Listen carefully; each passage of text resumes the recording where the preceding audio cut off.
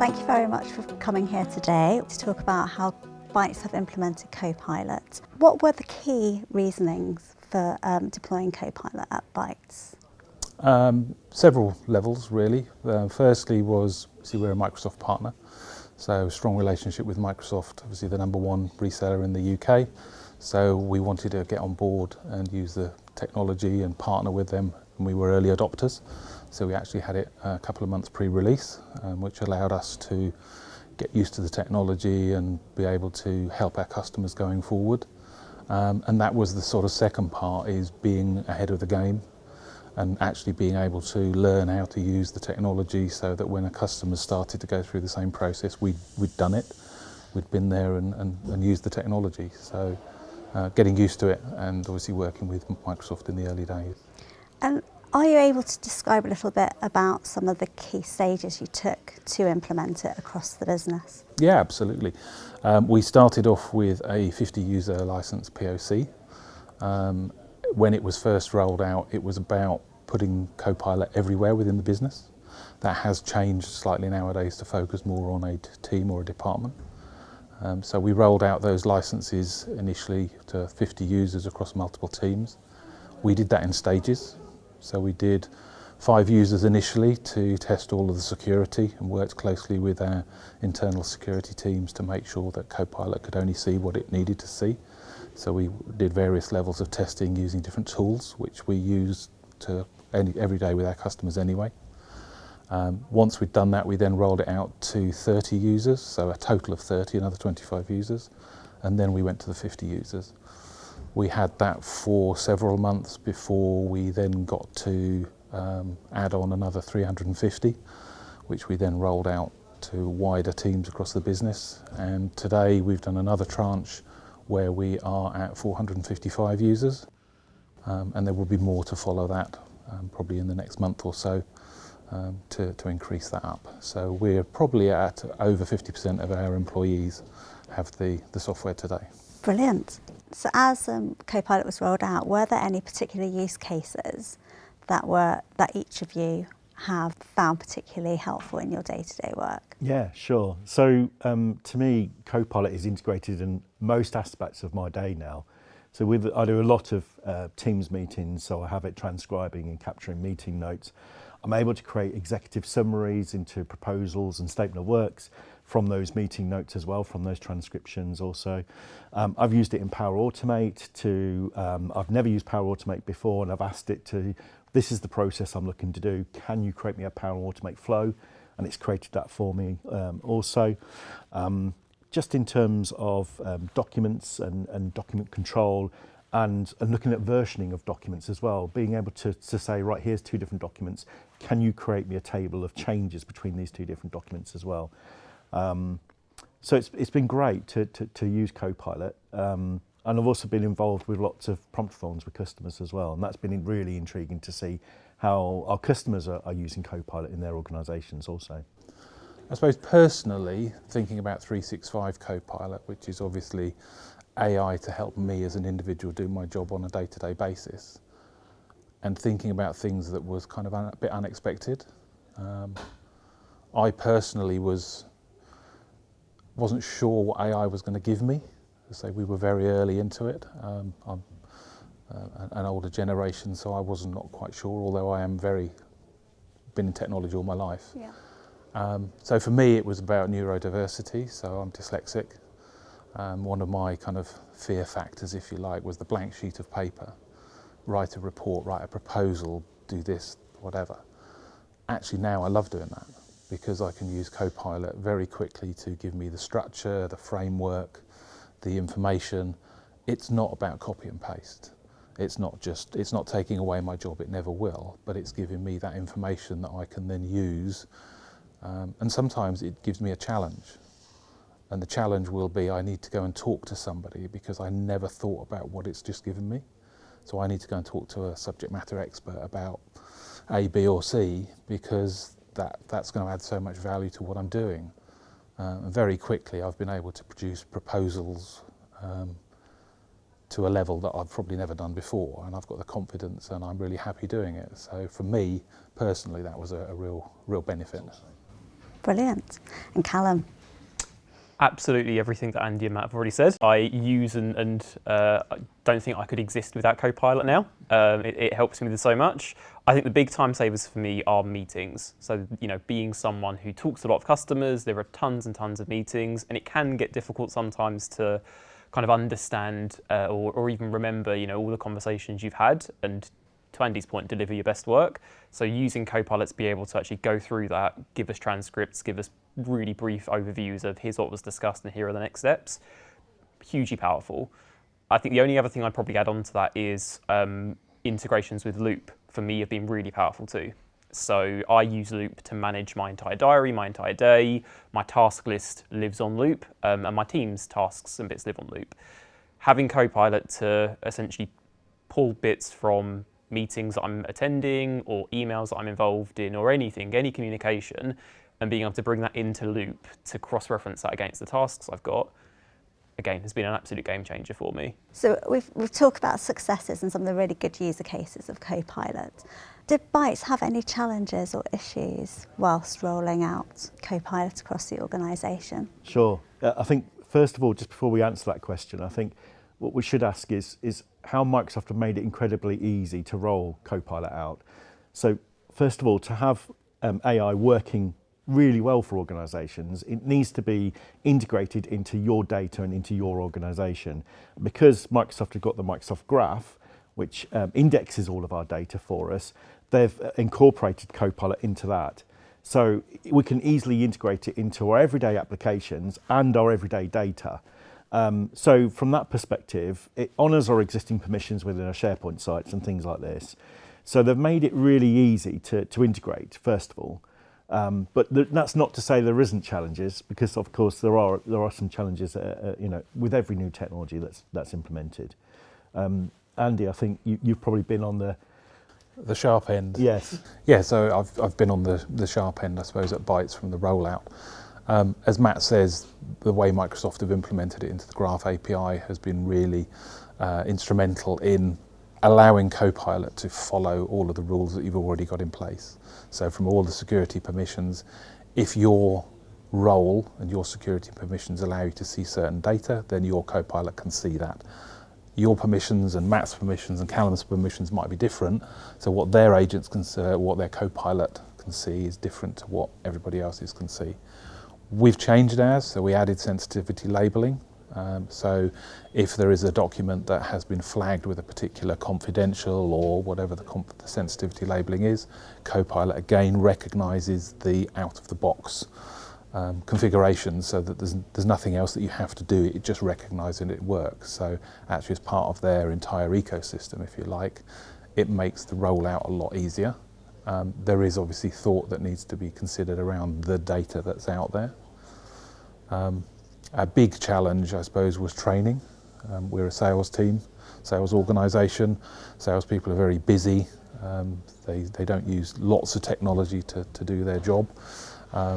So actually to get lots of salespeople through some training has been quite a challenge.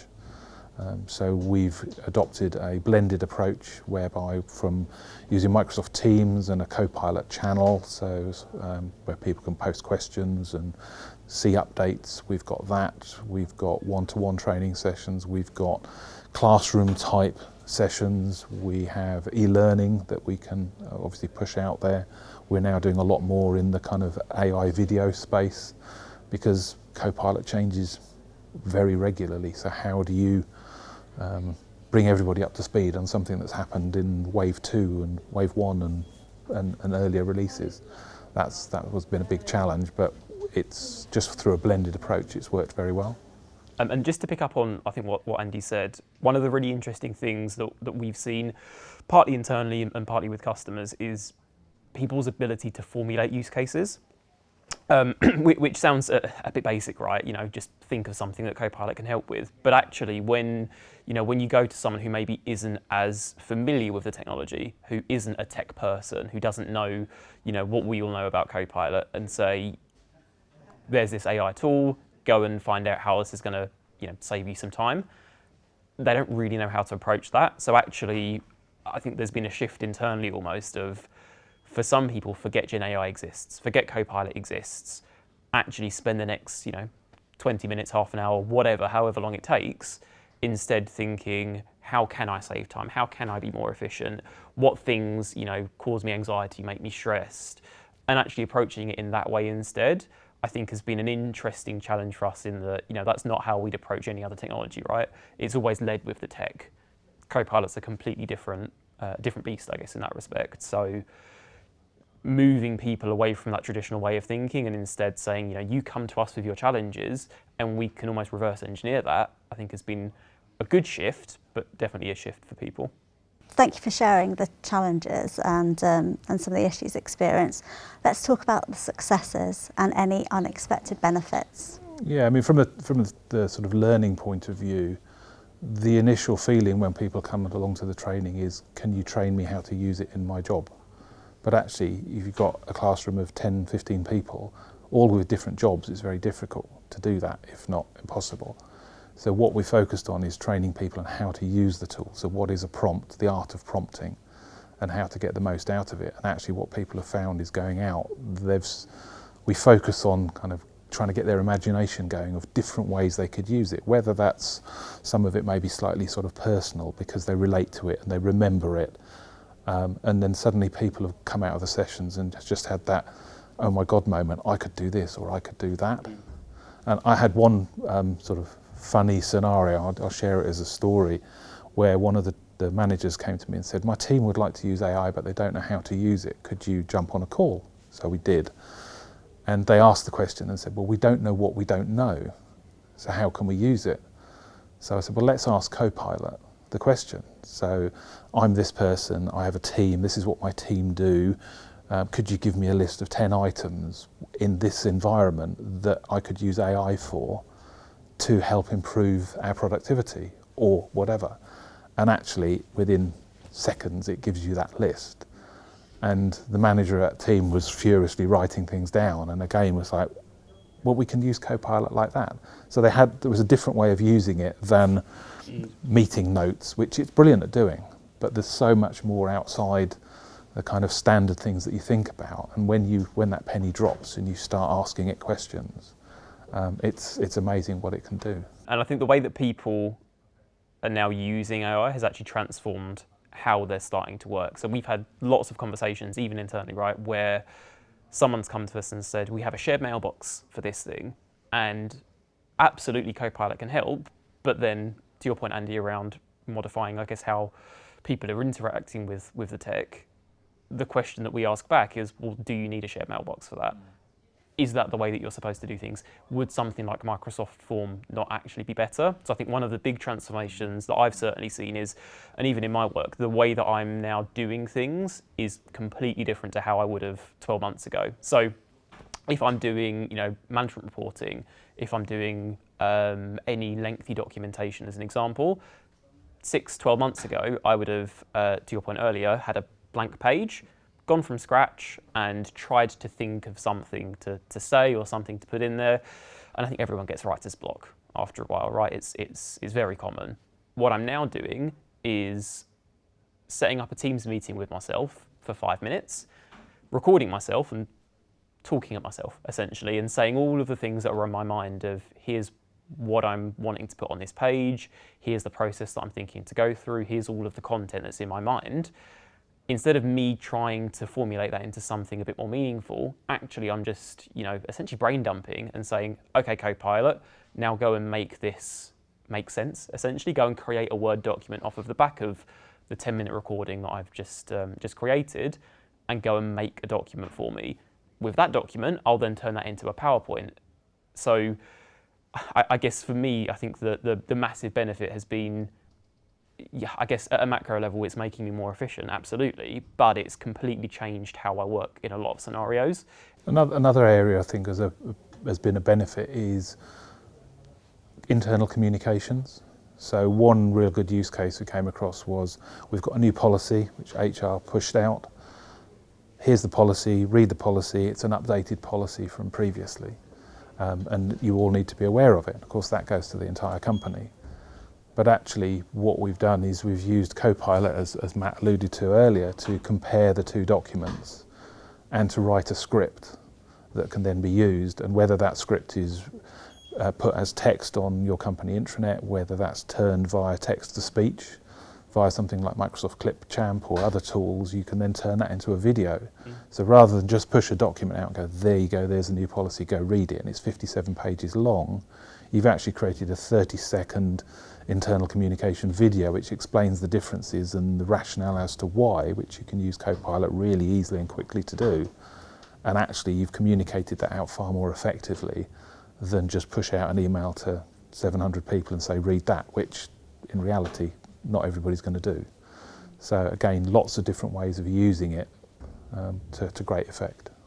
I think I spoke to a public sector council, and they spend millions of pounds on language translation services.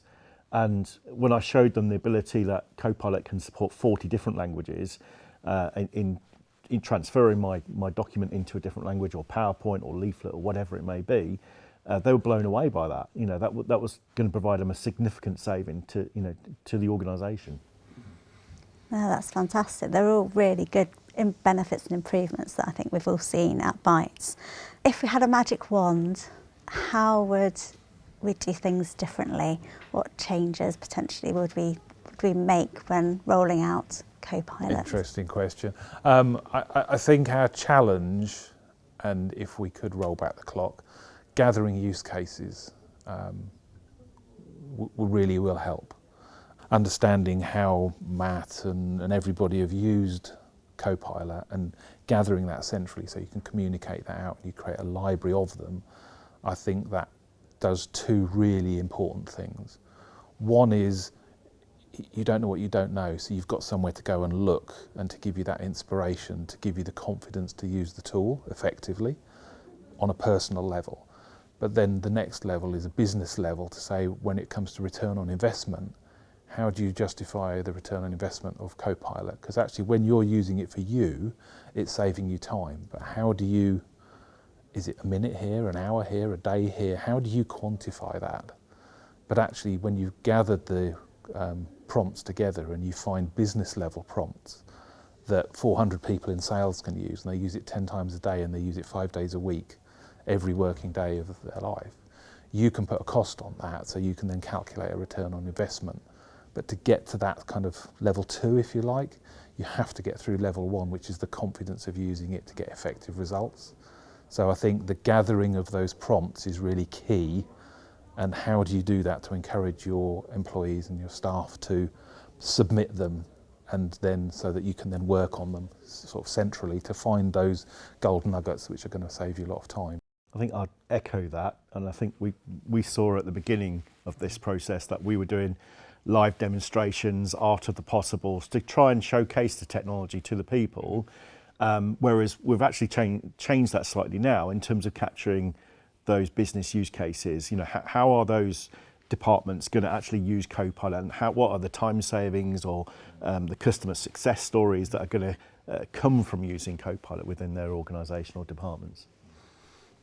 Absolutely, what Matt and Andy have said is spot on. I think the biggest thing for me has been moving, or we could have moved away sooner from thinking it's a technology challenge to being a change and adoption challenge. I think the way that everyone, not just Bytes, but everyone was approaching this, 12 months ago was, it's technology, let's treat it like a technology. And actually, to Matt's point, that's not really accurate. It's not what we've seen. It's people. It's people, process, and understanding all the small parts of what people do every day to actually figure out what the benefit is. All of those are fantastic user cases, and that's where we're able to benefit our customers, is learning from what we've done and being able to pass that knowledge on to them so that we can help them go through the people, process, technology bit at the end. So what's next for Bytes around Copilot? I think we've seen agents become really powerful. Absolutely. I mean, coming back to people and their processes and the challenges that they have, I think agents we've already seen, I think, some really impressive stats in terms of businesses adopting agents, agentic AI, you might have heard the term, And this is where you're taking a process and then using AI to do a specific task. So we've seen, for example, fraud detection agents that have been created for pets for home to help with processes and using their standard metrics that they're using already to then train the agent to identify these specific pieces, capturing the evidence, and then coming back to people again for the people to make a choice, a considered choice as well as to particular cases that's happened. You've been involved in some great agent ones with NHS. So 2 things, I guess, to mention. One, service desk agents. They've been spoken about lots, where Bytes are now kind of going into the realm of creating agents to essentially let the people who actually work here quicker evaluate what their issues are, get some information from an agent that says, here's what you're experiencing, here's the first 3 things to try without actually going in and speaking to the service desk, but actually then also improving the experience of someone raising a ticket. As good as the systems that we've got are, if you can go onto an agent or a chatbot and enter 2 or 3 bits of information and do it in a quarter of the time, that's a better experience for everyone. So I think that's something that we're doing that's going to be really, really good. And I think just to add to the agent side, I absolutely agree with what the guys are saying. The thing to be aware with agents is it's the quality data. So rather than you're pointing at your entire network of data, which could be years worth of data, you've got that finite control so that you can add that in. And it can absolutely do what we're saying. So if you want to point it at a knowledge base of information, or you want to put it at your company policies, which is another area we're looking at doing, you can absolutely do that.